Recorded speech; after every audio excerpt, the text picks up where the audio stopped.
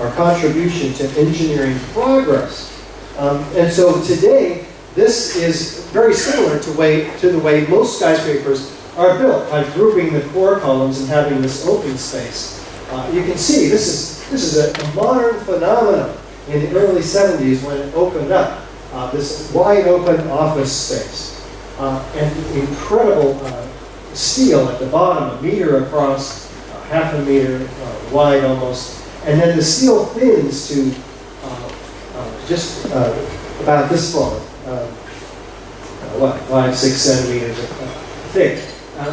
And so look at how much steel, though, at that time in the 70s, on these two buildings, there's more steel than there is window area. These are extraordinary. Every meter you have a column, and those columns are a third of a meter wide. And inside, the total structure is 100,000 tons of heat sink. Any fire would be conducted throughout the columns and beams in the building. And this is why you don't have high-rises coming down due to fire, because that heat is conducted away from the source, so the steel never gets to its halfway critical temperature, 1,200 degrees. It reduces the steel by half of its strength. So that's, 600 Celsius. So the official story is quite interesting. And what they tell us is that these large fires, which we didn't have in the South Tower, the fires were just about out by the time the collapse began, which was about an hour after the plane hit the building. But let's say they were there. Back to our analysis. They say that the trusses sagged.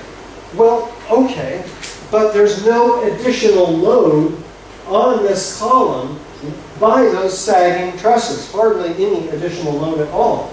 So what they have to do to get these columns to fail in their computer model, they had to apply an artificial load of a force of 5,000 pounds. Metric conversion, please.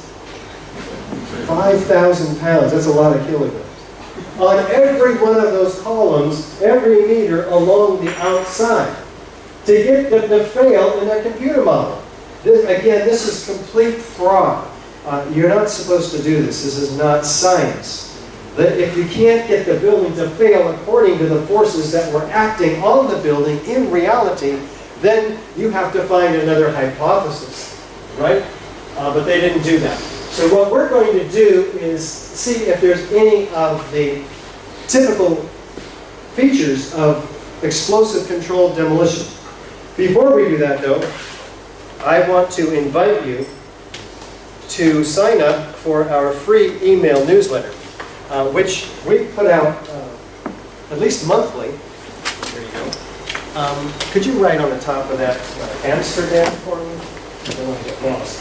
And we'll send you the latest evidence that comes out, the latest efforts we're taking to get a new investigation, let you know how you can help, even locally here.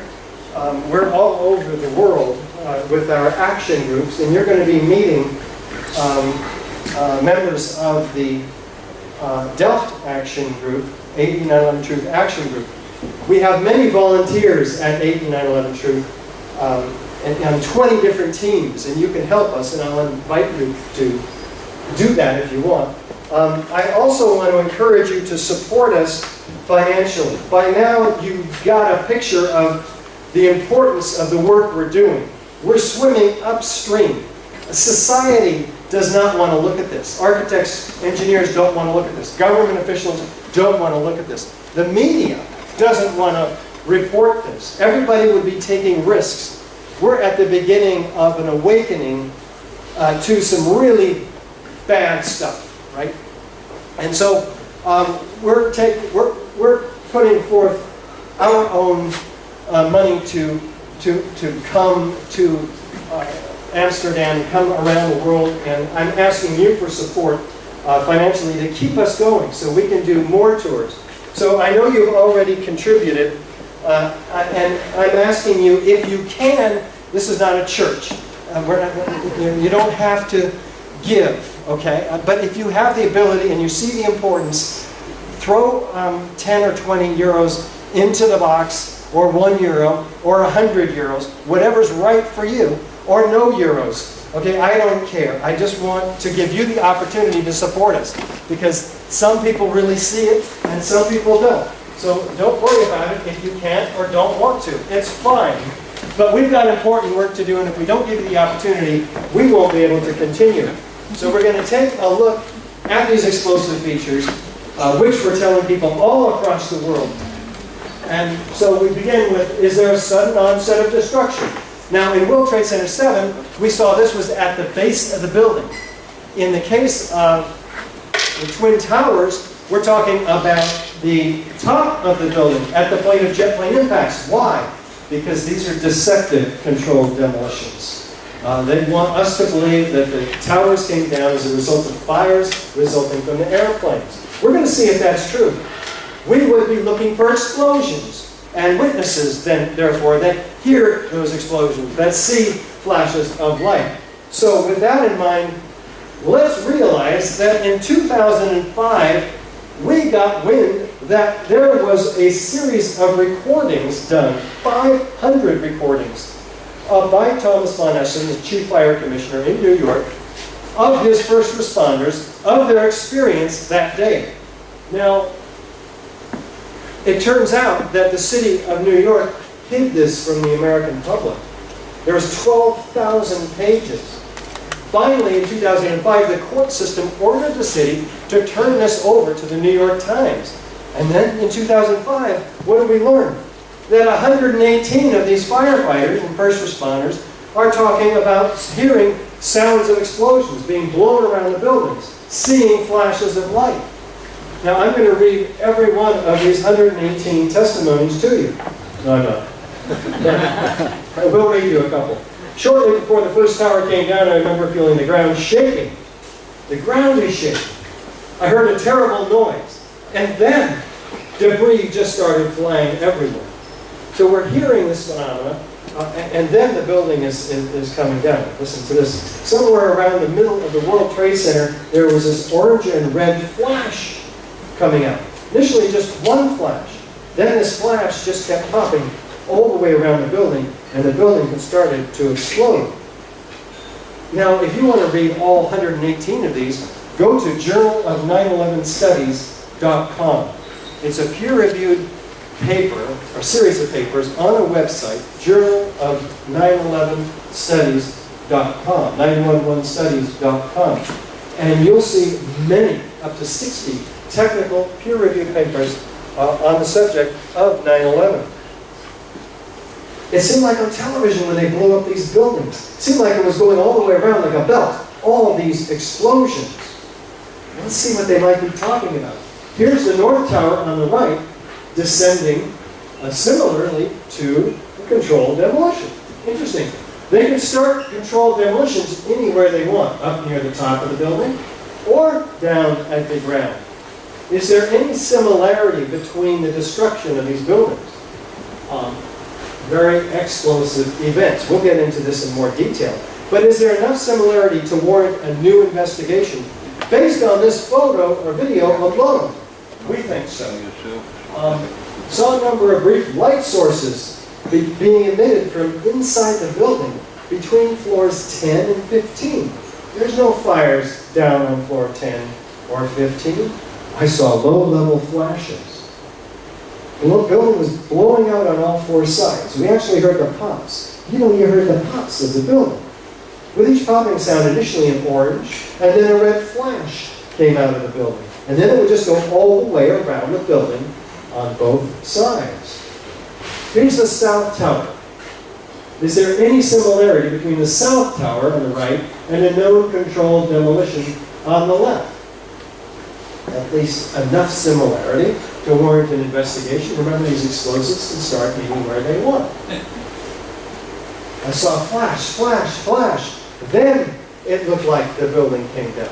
Flashes first, then the building coming down.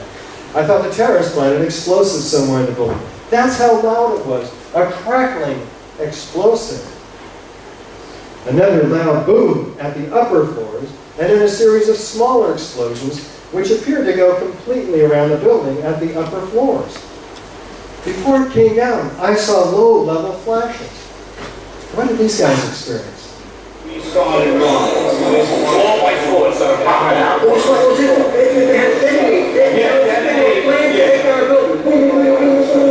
the way down.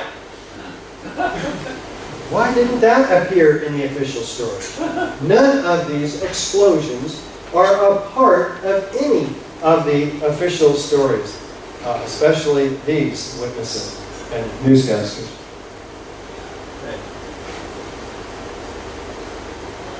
Anybody who's ever watched a building being demolished on purpose knows that if you're going to do this, you have to get at the under-infrastructure of a building and bring it down. The entire building has just collapsed, as if a demolition team set off. When you see the old demolitions of the old building, it's fallen down on itself and it is not there anymore. At 10:30, I tried to leave the building, but as soon as I got outside, I heard a second explosion and another rumble. A huge explosion now raining debris on all of us.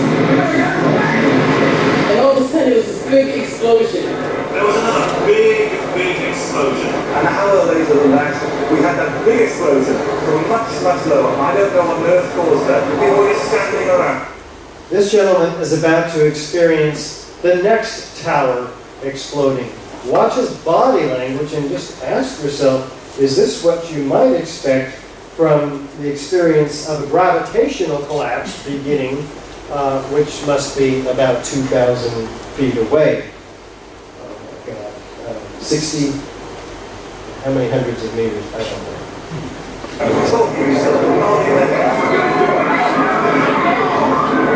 What?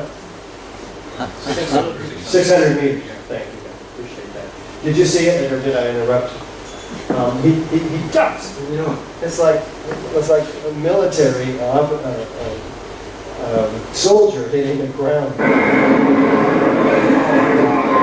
Do you know if it was an explosion or if it was a building collapse? To me, it sounded like an explosion, but it was a huge explosion. Chief Albert Terry told me that he was here after the event that took place this morning. He tried to get his men out as quickly as he could, but he said that there was another explosion which took place, and then an hour after, there was another explosion in one of the towers here. So according to his theory, he thinks that there were actually devices that were planted in the building. It just went boom, like a bomb went off. And it was like holy hell coming down upstairs. And then when we finally got to the bottom, we were coming out, visiting level there, and another explosion came right from there, so everyone flying. It sounded like gunfire. You know, bang, bang, bang, bang, bang. And then all of a sudden, 3 big explosions. I was about 5 blocks away when I heard explosions. 3 thuds and turned around to see the building we just got out of and tend to tip over and fold in on itself. As we were getting our gear on and making our way to the stairway, there was a heavy-duty explosion. The molten fire I felt from the corner. Boom, boom, boom, boom, boom, boom, boom, boom, boom. It's like 20 straight hits. And as the bombs were going, people just started running. And I sat there and watched a few of them explode. It started boom, boom, boom, boom, boom. And he goes, how fast? I go, like firecrackers. Like firecrackers. Well, none of these witnesses appeared in any, or their accounts, or any of these explosions.